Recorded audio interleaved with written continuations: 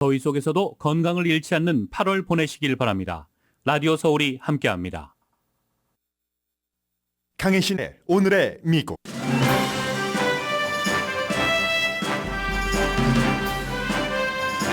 트럼프 전 대통령과 측근 18명이 2020 조지아주 대통령 선거 결과를 뒤집으려는 41개 음모 혐의로 기소됐습니다.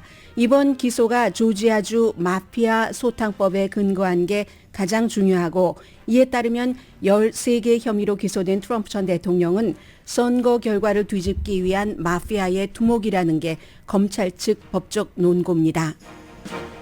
루디 줄리아니 전 뉴욕시장과 마크 메도우스 전 백악관 비서실장 등 18명은 사망한 사람이나 중범죄자가 투표를 했다든지 개표 요원이나 도미니언 투표기계가 표를 바꿔치기 했다는 등의 가짜로 확인된 주장을 하면서 선거 결과를 바꾸려는 행동을 한 혐의 등으로 기소됐습니다. 전직 대통령이 기소된 것도 미국 역사상 처음이고 4번이나 기소된 것도 처음이지만 트럼프 대통령 자신은 정치 목적의 마녀 사냥이라고 주장합니다. 그의 지지자들은 여전히 그가 차기 대통령이 되길 바랍니다. 문제는 트럼프 전 대통령이 조지아에서 플로리다, 뉴욕, 워싱턴 DC로 종횡무진 재판받으러 다니면서 선거 캠페인에 몰두할 수 있는지입니다.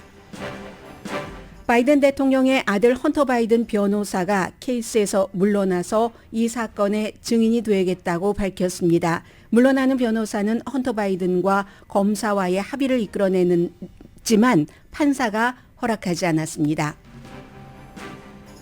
하와이 마우이 섬 라하이나 산불 사망자는 99명으로 늘어났습니다. 그런데 이제 겨우 25%의 지역만 수색했을 뿐입니다.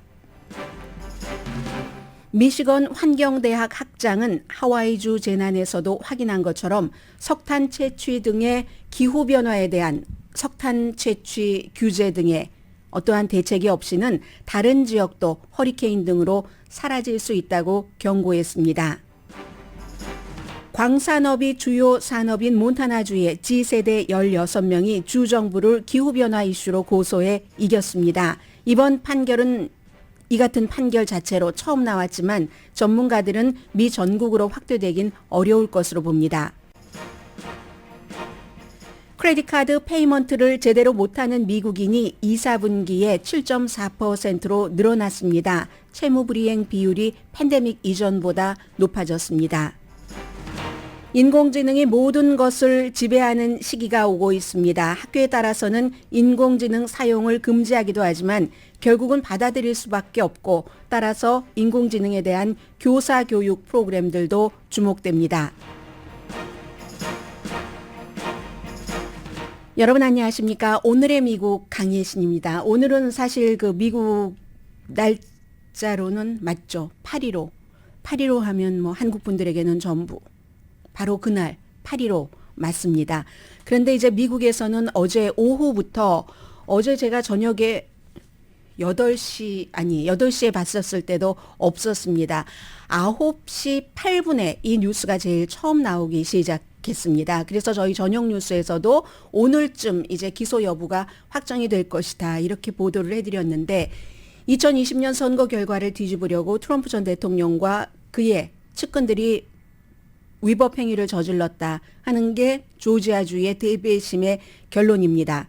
선거를 뒤집으려고 공모한 혐의로 이제 기소가 된 겁니다. 19명입니다. 트럼프 전 대통령이 1명이고 나머지 18명 가운데는 잘 알려진 사람도 있고, 뭐 이름을 많은 분들께서는 처음 들어보시는 그런 사람들도 있습니다. 그리고 중요한 것은 트럼프 전 대통령이 13개 혐의, 나머지 사람까지 다 합쳐서 41개 혐의인데, 이 가운데서 13개는 특히 선거인단을 가짜로 만들려고 했고, 가짜로 선거인단을 만드는데 공화당의 어떤 중요한 인물이 참석을 해서 그 사람도 기소가 됐는데, 더 중요한 것은 리코라는 약자로, 이게 이제 조지아주에서 마피아 소탕법입니다. 말하자면요, 공갈 협박 영향과 부패 조직법 내지는 폭력배 영향과 부패 조직 금지법, 마피아 소탕법입니다.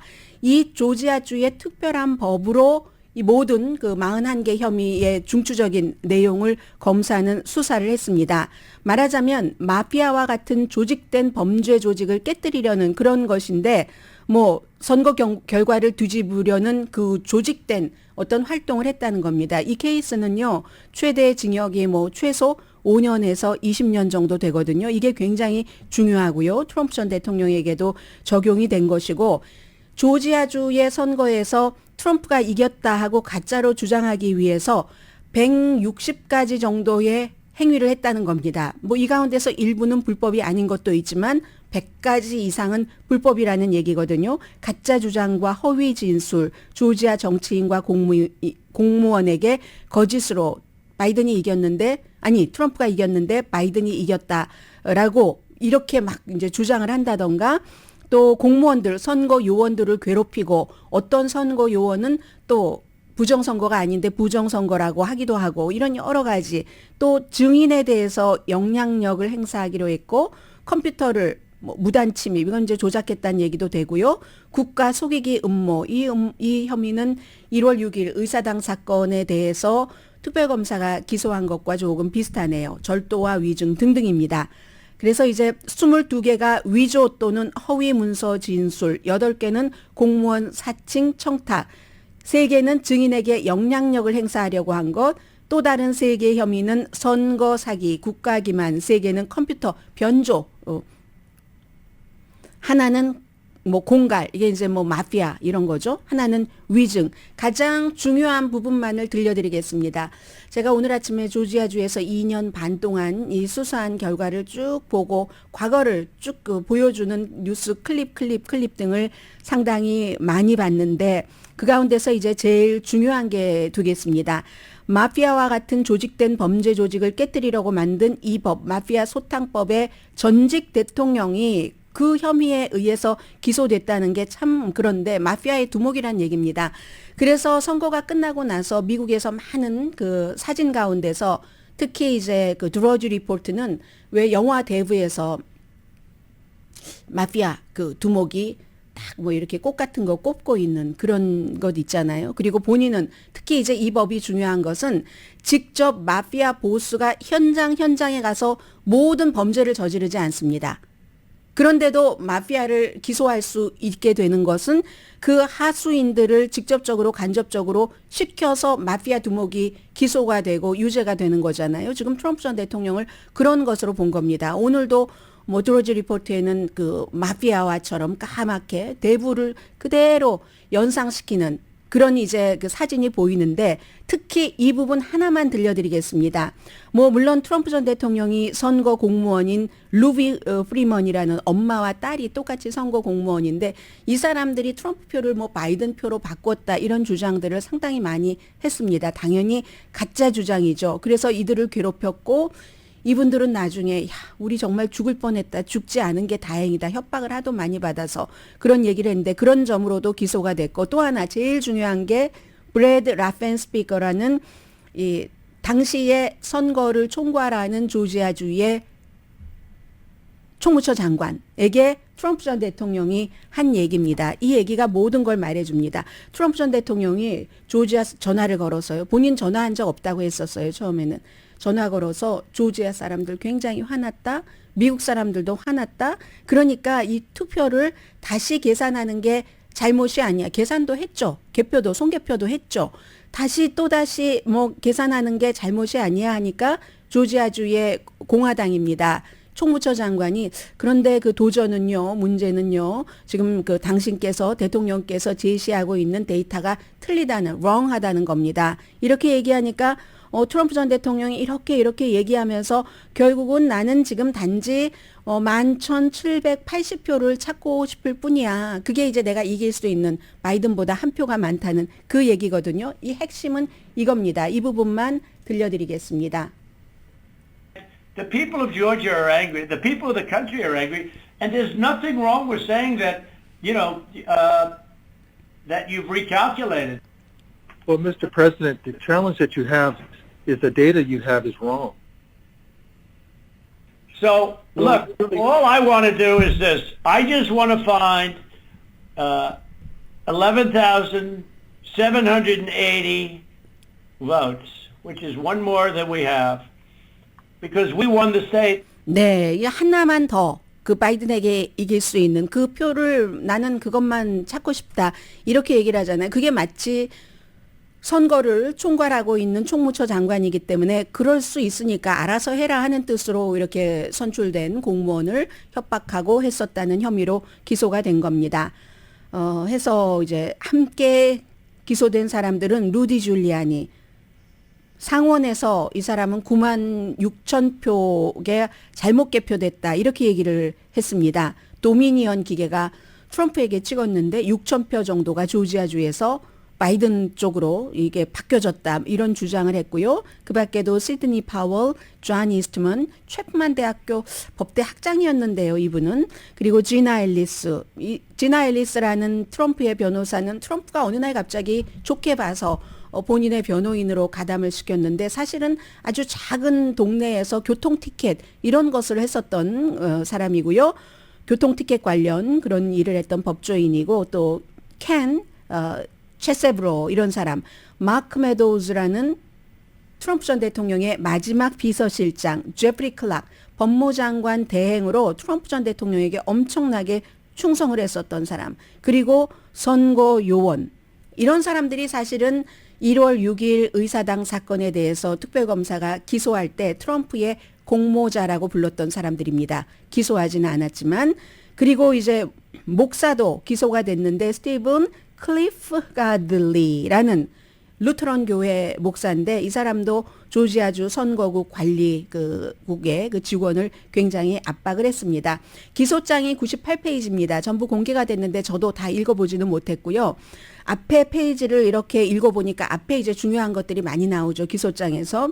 줄리아니 얘기 앞에 말씀을 드렸고 또 변호사가 뭐 사망자 10,000명 이상이 투표를 했다. 중범죄자가 2,500명 이상이 투표를 했고 조지아주에서 미성년자 6만 6천 명이 유권자 등록을 했다. 미성년자라 등록할 수 없는데 이 같은 주장들을 했습니다. 그리고 트럼프 전 대통령은 개표실에서 투표용지를 채우고 있다. 누군가가 바이든 표로 이렇게 채우고 있다 해서 협박을 당했던 선거 요원이 많이 있다고 말씀을 드렸잖아요. 조지아주의 대배심이 26명이었습니다. 이 26명이 트럼프 전 대통령은 증인으로 나가지 않았지만 70명의 증인을 인터뷰를 했고 그 가운데는 다 트럼프 전 대통령에 대해서 반대되는 얘기만 하는 사람만 증인인 건 아닙니다. 예를 들어서 요즘에도 트럼프 전 대통령이 다시 대통령이 돼야 된다고 선거 운동을 하고 있는 린즈 그레이엄 의원 같은 경우도 막 선거 관리자들에게 전화를 걸었잖아요. 그런 부분에 대해서 본인은 나는 연방 상원 의원이기 때문에 의원으로서의 직무를 하는 거다 이렇게 얘기를 했고 증인으로 출석을 했었습니다. 그 밖에 뭐 스타 증인들이 많죠. 조지아주의 그 주지사 공화당인 브라이언 캠프라든가 조지아주의 뭐 검찰총장이라든가 이런 사람들 그리고 심지어 지나 앨리스나 존 이스트먼 같은 트럼프 전 대통령의 변호사도 증인으로 출석을 했었습니다. 그래서 이제 이 검사가 누구냐면은 그 윌리스 무슨 윌리스죠? 파니 윌리스라는 이 검사가 딱 그 선출이 됐는데 전에 자신의 보스를 누르고 선출된 조지아주의 풀튼, 애틀란타가 포함됐잖아요. 그러니까 한국 분들과 많이 해당되는 케이스입니다. 이 뉴스가 본인의 보스를 누르고 이긴 첫 번째 여자 풀튼 카운티의 검사입니다. 아프리칸 아메리칸이고요. 여러 가지로 트럼프 전 대통령에게 공격을 많이 받았지만 어제도 그렇게 얘기를 하더군요. 정치 압박 같은 거 상관없다. 조지아주 풀튼 카운티 거니까 우리 조지아주의 의사당에서 일하는 사람이든 저기 빈민가에 사는 사람이든 다 범죄를 저질렀으면 똑같이 나는 검사로서 그를 기소하는 이런 그 과정을 밟아가겠다라고 얘기를 했습니다. 물론 이 사람도 정치적인 무슨 활동에 있어서 실수를 했거나 그런 것도 있지만 어쨌든 이 리코라는 마피아 퇴치법을 하는 데는 아주 그 노련한 그런 그 검사고요. 트럼프 전 대통령은 당연히 가짜 기소다, 정치적인 목적이 있는 마녀 사냥이다 이런 주장을 하고 있고 그리고 트럼프 전 대통령의 영향력이 이로 인해서 줄어들 것인가 공화당 사이에서 별로 그렇게 보이지는 않습니다. 공화당의 관점은 움직이지 않는 것 같아요. 지난 7년 동안 서사시를 써왔습니다. 트럼프 전 대통령이 내가 하는 모든 일은 나를 위한 게 아니고 바로 여러분, 나를 지지해준 여러분을 위한 것이고 나는 여러분들 때문에 핍박받는 사람입니다. 이번에 기소도 마찬가지로 여러분들 때문에 마녀 사냥을 당해서 핍박받습니다. 이렇게 얘기를 하고 있고요. 그리고 아무튼 공화당은 현재도 29%만이 바이든이 선거에서 이겼다고 말합니다. 그래서 제가 앞서서 그냥 헤드라인 정도로만 말씀드리지 않고 어떠한 면으로 기소가 됐는가 하는 것을 전해드린 겁니다. 그리고 NPR 방송의 최근 여론조사 결과에 따르면 트럼프 전 대통령이 잘못이 없다 하는 것에 대해서는 9%가 여러 가지 올 들어서 네 번째 기소잖아요. 그런 것들이 일어나면서 좀 줄어들었습니다. 그래서 지금으로서는 41%가 트럼프 전 대통령이 잘못이 없다. 그러니까 잘못이 있다라고 생각하는 공화당이, 뭐 민주당은 훨씬 많겠죠. 그래서 잘못이 있다라고 생각하는 사람들이 공화당에서도 조금 많아 보입니다. 그럼에도 불구하고 그 잘못 때문에 대통령이 되지 말아야 될 이유는 없다. 우리는 아직도 트럼프가 대통령 되는 것을 좋아한다라고 얘기를 합니다. 조지아주의 이 케이스가 정말 중요한 건요. 어제 이제 그 검사가 얘기를 했습니다. 8월 15일까지 딱 열을 줬네요. 정오까지 현지 시간으로 나와서 자수해라. 트럼프 전 대통령이 말하자면 뉴욕이라든가 워싱턴 DC, 마이애미 법정에 가서 한 개 다 체포되고 자수하고 하는 거잖아요. 그리고 무죄를 주장하고 그런 일을 하라고 하고 이번 케이스는 전부 19명입니다. 트럼프 전 대통령을 포함해서 동시에 재판이 진행된다고 하고 6개월 안에 진행된다고 하지만 이건 판사가 판단할 일이지 뭐 검사의 희망 사항이 그렇다는 겁니다. 머그샷을 찍을 겁니다. 여기서는. 물론 트럼프 전 대통령이 현장에 가지 않고 이제 본인의 무죄를 주장할 수도 있지만 현장에 간다면 머그샷을 그날 찍을 거고요. 이게 중요하고 또 전 세계로 다 생중계가 된다는 겁니다. 보통 법정 안과 법정 밖에서 트럼프의 변호사나 트럼프 전 대통령 자신의 행동이 다릅니다. 법정 안에서는 어떠한 접촉받을 얘기를 하지 않습니다. 그러면 감옥살이를 하니까. 그런 모든 것들 얼마나 얌전하게 있나 본인의 그 한 여러 가지 일들에 대해서 언론에 하는 것과 법정 안에서 하는 게 같을 수가 없기 때문에 트럼프 전 대통령의 경우에는 그래서 그 모든 것들을 사람들이 보고 그렇게 될 경우는 뭐 공화당에서 지금보다는 트럼프 전 대통령이 대통령이 되면 안 돼 하는 비율이 높아질 가능성은 있지만 그다지 많아 보이지는 않고요. 그보다 이제 더 중요하다고 보여지는 것은 지금 재판이 전부 선거 내년 11월 이전에 뉴욕에도 가야지 되죠. 선거법 위반, 그 스토미 데니엘스에게 돈 주고 입막음한 거. 또 워싱턴 DC도 가야죠. 의사당 사건. 마이애미도 가야죠. 기밀 문서 사건. 이번에 조지아주에도 가야지 되죠. 또 조지아주에 관한 것. 이렇게 종횡무진 어떻게 트럼프 전 대통령이 캠페인과 함께 다 같이 할 수가 있는가. 물론 트럼프 전 대통령의 캠페인은 곧 감옥에 가지 않기 위한 이 모든 것에 무죄를 주장하기 위한 캠페인이기도 합니다. 그러나 그 스케줄이 너무 복잡하고 재판을 치러보신 분들은 잘 아시겠지만 하나의 재판만으로도 얼마나 심신이 유약해집니까? 4개를 동시에 순차적으로도 아니고 거의 동시에 4개의 재판을 치러야지 되고 그리고 이제 주 단계이기 때문에 이건 만약에 대통령에 당선된다 할지라도 본인이 조지아주 케이스는 사면을 할 수가 없다는 것. 그리고 제가 생각할 땐 제일 중요한 건 이겁니다. 이번에 조지아주에서 이렇게 기소가 됨으로 인해서 26명이 다 합의를 했으니까 기소한 거잖아요. 이건 미국 민주주의에 굉장히 좋습니다.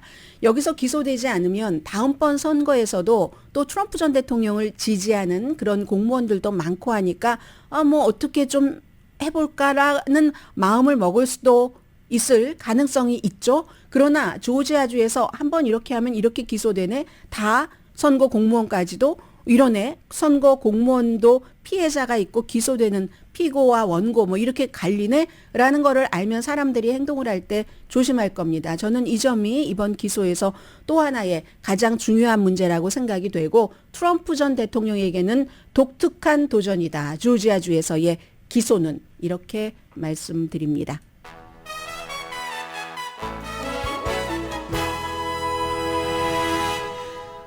오늘의 미국은 전문가가 추천하는 이민법, 가정법 전문 재인정 종합법률 사무소, 총 20억 달러 승소, 교통사고와 상해 전문 브라이언 타필라와 CG 변호사 그룹 공동 후원입니다. 잠시 뒤에는요, 뭐 바이든 대통령 아들도 문제 많고 변호인도 뭐 또 뭐 바뀌기도 하고 등등 기후 변화 문제도 있고 전해드립니다.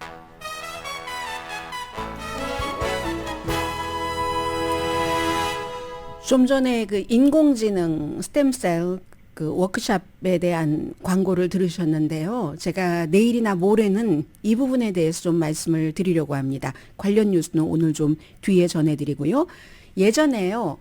18살인가 17살 때 제가 대한민국에서 운전면허증을 받았습니다.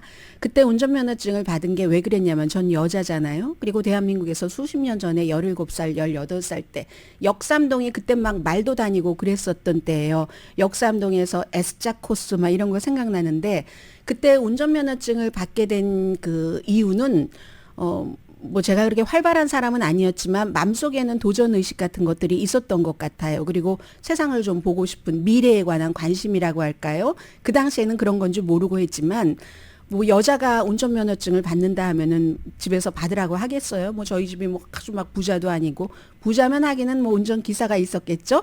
그런데 엘빈 토플러의 제3의 물결이라는 책을 제가 고등학교 다닐 때 읽었습니다.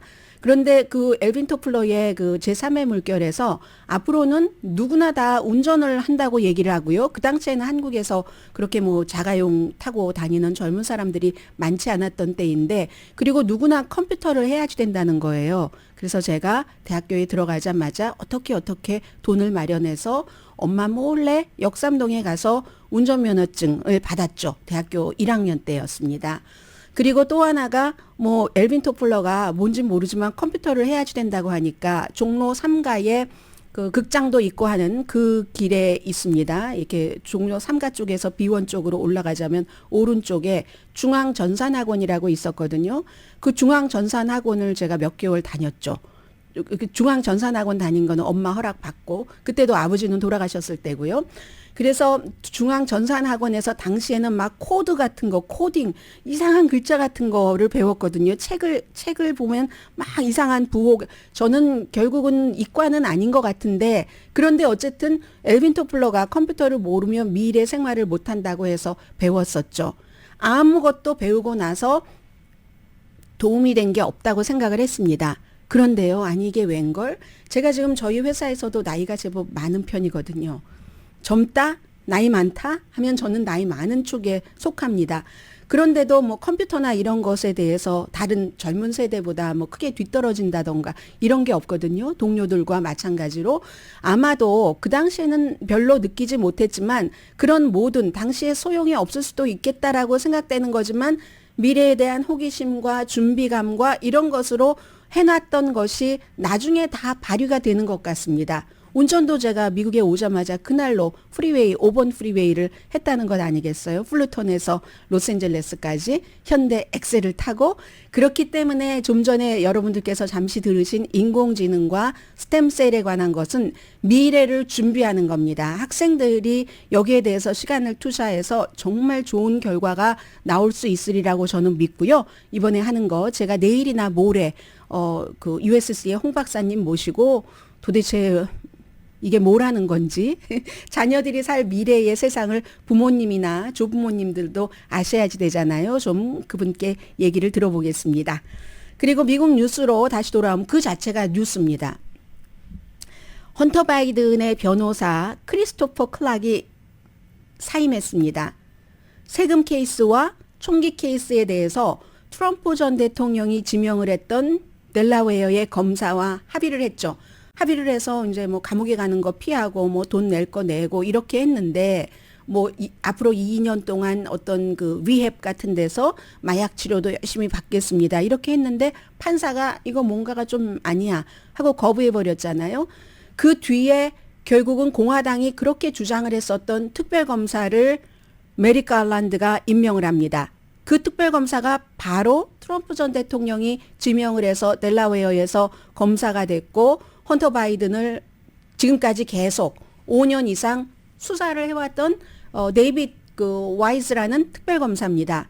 그리고 그 검사입니다. 델라웨어에. 그리고 그 검사가 제가 특별검사를 하겠습니다 해서 메리 갈란드가 오케이 하고 특별검사를 하라고 했거든요. 바이든 대통령도 본인 들어오고 나서 그 특별검사를 어떤 조사하는 검사를 해임하지도 않았고요. 이렇게 되니까 문제가 아주 복잡해지는 겁니다. 판사는 이미 다 합의를 해서 감옥에 가는 거 피하는가 보다. 이로써 아버지의 그 대선에서 내 문제가 좀 가라앉겠구나 했는데 판사가 아니야. 그거 안 되겠어. 해서 이제 다시 뭔가를 일을 시작을 해야지 되는 겁니다. 그랬더니 변호사 여러 명이겠죠. 그 가운데서 크리스토퍼 클락이 특히 세금에 관해서 검사와 지금은 이제 특별검사가 돼버렸지만 당시에 델라웨어의 검사와 합의를 했었던 사람이거든요. 데이비스 와이즈와. 그래서 이제 이 변호사가 나는 물러나겠습니다. 그 이유 자체가 두 가지를 들었는데 하나는 검사가 우리와 합의를 하고 나중에 마음을 바꿨네요. 이런 주장도 했고 두 번째는 앞으로 이 그 특별검사가 쭉 수사를 하게 되니까 거기에 내가 증인으로 출석을 할 수도 있겠네요. 그렇게 되는 경우는 이 변호를 맡는 것이 델라웨어 법에 따라서도 적절하지 않습니다. 해서 그만뒀습니다. 이건 뭘 말하냐면 아직도 헌터 바이든 케이스가 굉장히 복잡해지겠다. 트럼프 전 대통령 케이스만큼은 아니지만 이걸 가능하면 더 복잡하고 강하게 이제 공화당에선 정치적으로 키우려고 하는 그 의도와 희망이 있겠죠. 그리고 특별검사를 임명하라고 그렇게 얘기를 했고 실제로 특별검사를 임명하고 나니까 또 막 비난을 하거든요. 특별검사가 이 그 헌터 바이든 편이라고. 어떻게 헌터 바이든 편이겠습니까? 구태여 따지자면 트럼프가 그 지명했었던 검사고 그리고 판사도 이거 합의한 거 안 되겠어라고 얘기한 판사도 여자 판사인데 트럼프 전 대통령이 지명을 한 판사입니다. 그게 있고요. 오늘 그 바이든 대통령은 밀워키를 방문을 해서 제일 앞에 내세우는 게 본인의 공적으로 인플레이션 삭감법이잖아요. 아무래도 공화당과 민주당이 합의를 해서 통과시켰고 공화당과 민주당 정치인, 미국인 다 중국을 겨냥한다 하면 좋아하잖아요. 그런 것이기 때문에 그 인플레이션 삭감법을 홍보하기 위해서 오늘 밀워키를 방문을 합니다. 그리고 거의 일주일 됐습니다. 하와이 산불이. 미국 역사상 100년 넘게 최악의 산불. 어제보다도 3명이 더 늘어나서 어제 아침보다 오후가 되니까 이미 99명이 사망했다고 하고 99명 사망한 거는 알겠는데 그가 누구인지의 확인은 3명밖에 안 됐습니다. 그래서 가족들에게 DNA를 주십시오라고 칫솔이나 머리카락이나 등등 옷이라든가 이렇게 요청을 하고 있고 그 99명도 지금 25%의 불난 지역만 수색을 했습니다. 그럼 4분의 1 지역이잖아요. 나머지 4분의 3에서 시신이라든가 숨진 사람의 어떤 흔적이 더 많이 나올 수도 있고 적게 나올 수도 있고 어떤 한 지점에서는 무더기로 나올 수도 있고 아닐 수도 있고 분명한 건 99명보다는 많이 나온다는 거겠죠. 그래서 하와이의 주지사가 어제 한 말이 하루에 한 10명 정도에서 20명 정도 사망한 사람이 더 나올 것 같습니다. 그렇다면 그리고 앞으로 열흘 동안 수색 작업이 이어진다고 했으니까 그러면 최소한 100명에서 최대한 200명 정도는 사망자가 더 늘어난다는 거겠죠.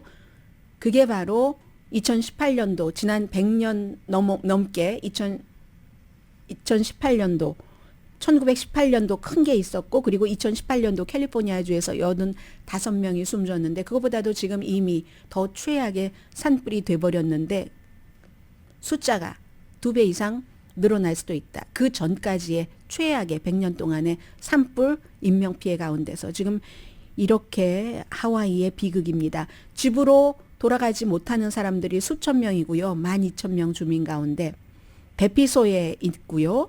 그리고 이 그 하와이라는 곳에 마우이라는 섬의 북서쪽에 라하이나라는 그 타운이 1962년도네요. 국가 역사 유적지로 지정이 됐던 곳입니다. 하와이의 왕국의 수도였던 곳이니까 캐피털이었으니까 다 없어졌잖아요. 완전히 평평하게. 그리고는 이제 소송은 이어지고 있습니다. 일부는 이미 아니 왜 이렇게 산불이 날 때는 전기 공급 같은 것을 부분적으로 중단을 해서 산불을 큰 것을 막을 수도 있는데 왜 전력회사가 그런 것 안 했는가 하면서 지금 이제 뭐 사업체 다 잃어버린 그런 분들도 계시지 않겠어요? 이미 소송에 들어갔습니다. 사이렌이 왜 울리지 않았는가 이런 것도 이제 합동 소송을 시작을 하겠죠. 오늘도 여전히 미국에서 이제 로스앤젤레스는 아니지만 오늘 뭐 80도대인가요? 100도 넘는 태평양 북서부 그런 곳이 굉장히 많습니다. 아마도 세 가지의 기온을 쭉 이제 이렇게 보는 그런 그 공식적인 자료를 보면 7월 달도 역사상 세계 역사상 가장 더운 7월 달로 기록될 확률이 높답니다. 6월 달은 이미 그렇게 된 것이고요. 그래서 뭐 하와이도 굉장히 말라 있는 여러 가지 주변 환경 등등으로 갑자기 이렇게 불이 확 퍼진 거잖아요. 제가 하나의 오피니언을 좀 소개를 해드리겠습니다. 요즘 많은 사람들이 특히 이제 저처럼 뭐 방송을 한다던가 신문에 글을 쓰는 기자라든가 이런 사람들이 많이 보는 메신저라는 매체가 있는데 레이티스트 뉴스를 빨리빨리 전해요. 새로 나왔는데도 빨리빨리 합니다. 뭐가 많이 있는 것 같아요. 백그라운드에. 지금 그 메신저라는 곳에 오늘 조나단 오버팩이라는 기후과학자입니다. 그리고 미시간 대학교의 특히 환경대학의 학장인데 이분이 쓰신 기고문을 소개를 해드리겠습니다. 특히 이제 가뭄, 기후변동 뭐 이런 것에 대한 전문가이신데 한마디로 이분은 미국 남서부 그리고 세계 다른 많은 지역은 현재 점점 심해지는 폭염, 가뭄 겪잖아요. 많은 사람들에게 뭐 폭염, 가뭄 이렇게 얘기를 하면 가뭄 특히 이렇게 하면 단순하게 눈과 비의 양이 평소보다 작다. 강우량, 강설량이 작다. 이렇게 생각을 하잖아요. 그래서 비와 눈이 또 어떤 해에 많이 내리면 그게 딱 이제 가뭄이 끝나버리는데 기후변화로 이 상황이 많이 달라졌다고 우선 설명을 하시고요. 이 내리는 비와 눈의 영향뿐이 아니라 기후변화는 정말 가차없이 지구온난화를 일으키는 겁니다. 풀을 바짝바짝 마르게 하고 이게 하와이에서 본 것과 같은 심오한 심각한 그런 그 영향을 미친다고 설명을 합니다. 미국 서부에서 기록적인 산불 또 콜로라도 강, 리오그란데 강 물이 감소하고 있다고 하잖아요. 지금 그러면은 뭐 등 캐나다에서 산불이 나면은 미국 사람들이 독성 연기를 마셔야지 되고 지금 하와이도 마찬가지거든요. 산불이 뭐 85% 진화됐다고 하지만 거기엔 독성 가스들이 너무 많습니다. 해서 이제 캐나다에서 산불 나서 미국 사람들이 쿨룩쿨룩 하는 것이니까 이렇게 재해가 하와이를 포함해서 꾸준히 증가하는데 이건 기후변화를 중단해야지만 이런 것도 끝낼 수 있다고 설명을 하십니다. 보통 사람들도 다 생각하고 있는 걸 다시 한번 과학자가 좀 조리 있게 설명을 해주시는 겁니다. 그리고 기후변화의 가장 큰 원인은 화석연료 쓰는 것. 화석연료를 중단하기 전에는요. 얼마나 많은 도시가 더 불타야지 되는지 또 얼마나 더 우리가 과격한 허리케인 결과를 겪어서 마을이 날아갈 수도 있게 되는 이런 일 소멸돼야지 되는 것. 알 수 없다고 얘기를 합니다. 그래서 이제 어제 그 학생들이 뭐 주정부를 고소하고 한 얘기가 있잖아요. 그 얘기는 사업과도 연관되니까 잠시 뒤에 전해드리겠습니다.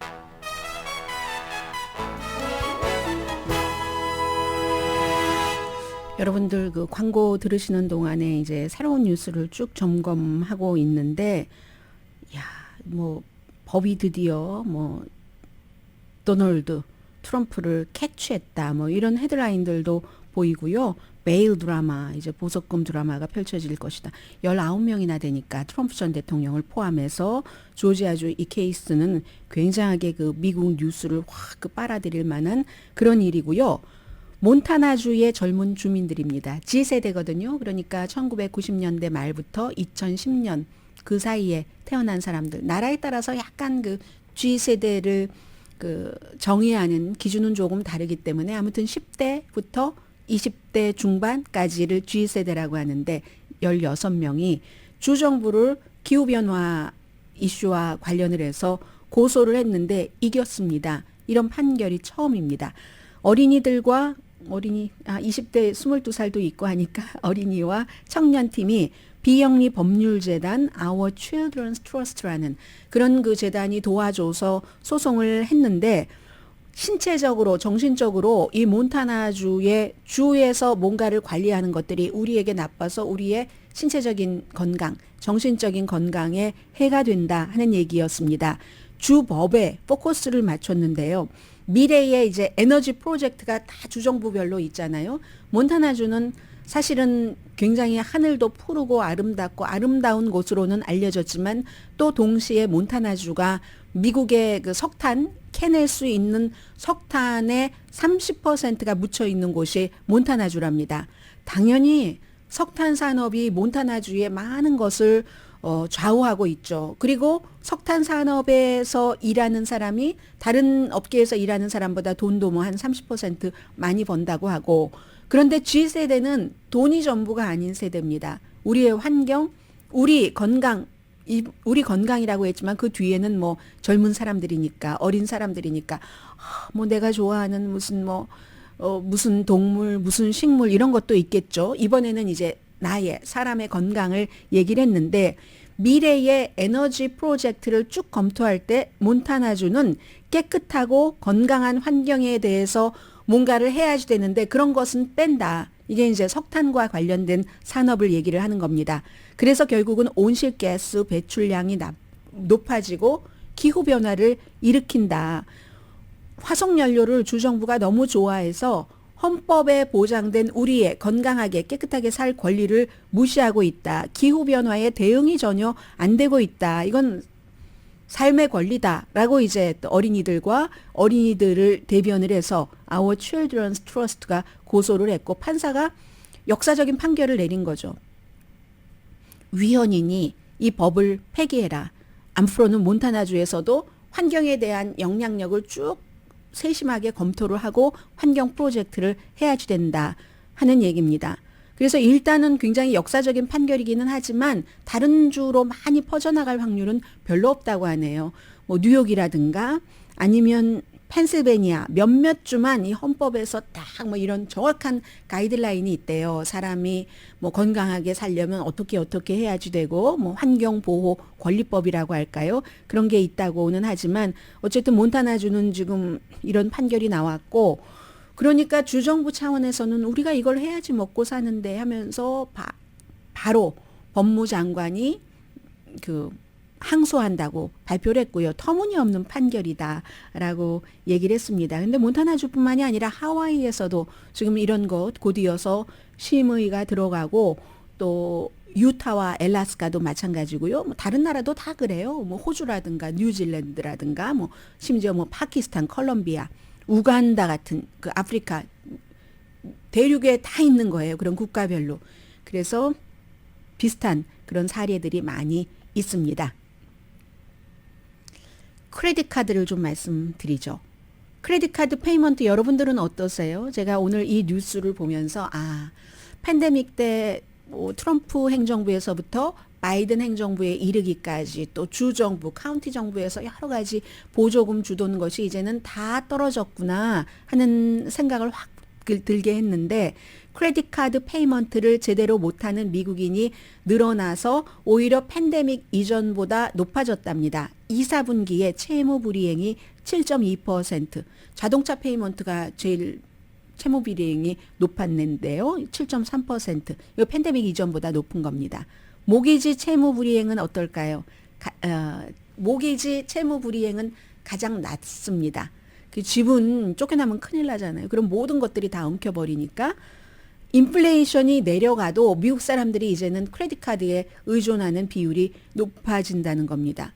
그럼 밸런스가 높아지면 지금 이자율이 높기 때문에 빚도 또 늘어나고 악순환이 계속되는 거죠, 지금. 그래서 2020년도 그 팬데믹 이전에는 크레딧 카드 채무 불이행이 좀 낮았죠. 그때도 고용 시장이 괜찮았기 때문에. 그런데 이제 곧 학생 융자금, 대출금도 갚아야지 되는 시기가 오고, 그러면 크레딧 카드 의존도가 더 높아질 테고, 여러분들도 한번 점검해 보시고요. 저도 어제 크레딧 카드를 쭉 봤었는데 지금 도표를 보니까요. 미국 사람들이 최근에 크레딧 카드 채무 불이행이 굉장히 높았던 때가 2010년도 피크였네요. 그땐 14%, 지금의 배까지 올라갔습니다. 왜 그랬을까요? 2008년, 9년도에 많은 것들이 무너지면서 금융시장 같은 것. 그래서 사람들이 크레딧 카드 또 못 내고 했다가 지금 7.2% 라는 겁니다. 잠시 뒤에 이제 미래에 대해서 말씀드립니다.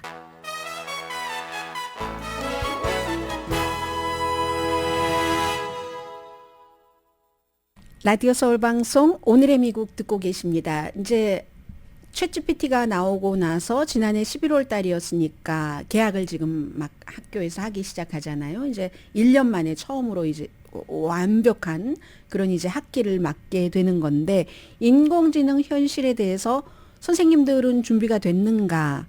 그 선생님들을 준비시키기 위한 아주 그 대대적인 어떤 프로그램 같은 것들이 나왔거든요. 선생님들께도 이 챗GPT가 나온 뒤에 도전이죠.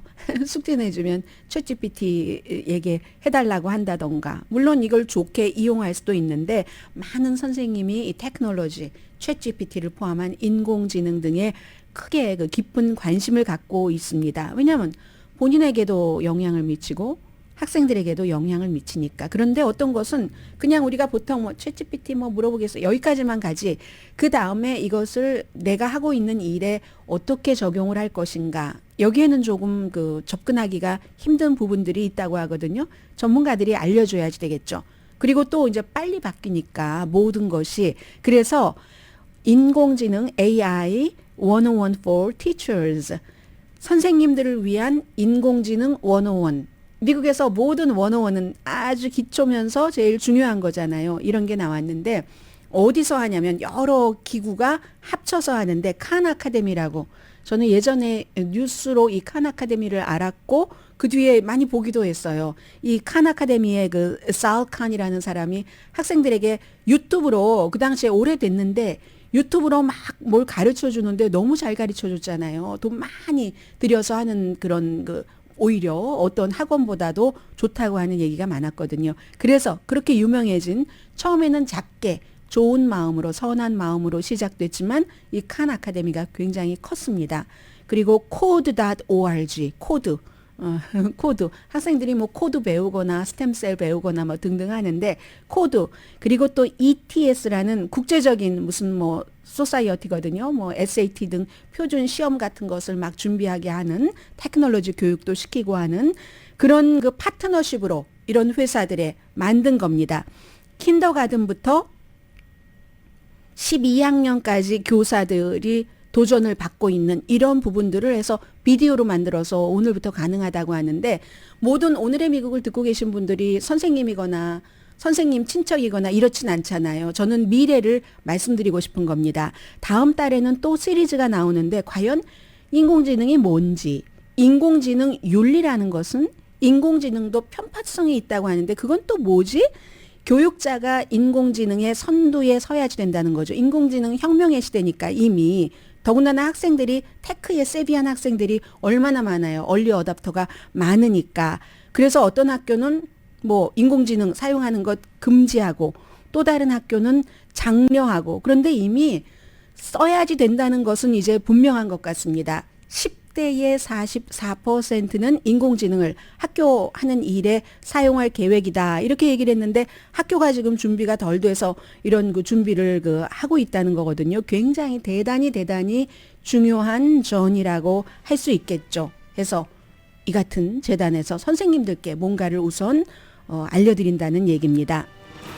오늘의 미국은 전문가가 추천하는 이민법, 가정법 전문 재인정 종합법률사무소, 총 20억 달러 승소, 교통사고와 상해 전문 브라이언 타필라와 CG 변호사 그룹 공동 폰이었습니다. 10시에 좋은 아침, 좋은 하루 방송됩니다. 네, 우리가 이제 나라별로 어떠한 그 나라가 선진국인가 아닌가를 판단을 할 때 문맹률을 많이 얘기를 하죠. 그래서 뭐 저 나라는 문맹률이 얼만큼이야. 아시아, 한국은 저거 봐봐 문맹률이 없어. 이렇게 얘기를 하는데 앞으로는 우리가 글씨에 관한 문맹률을 얘기하지 않을 것 같습니다. 인공지능에 관한 문맹률을 얘기를 할 것 같고, 인공지능의 위험성 물론 많이 있습니다. 그렇지만 이미 이렇게 이 정도까지 출현했으면 이건 뒤로 물러서지 않는 것이죠. 그래서 이제 사람들이 결국은 모든 사람들이 같이 써야지 되는 거라면 나는 더 인공지능을 활발하게 좋게 활용한다는 거. 우리가 처음에 인터넷 나왔을 때도 똑같았거든요. 그런데 어떻게 활용하느냐에 따라서 달라지잖아요. 강혜신이었습니다.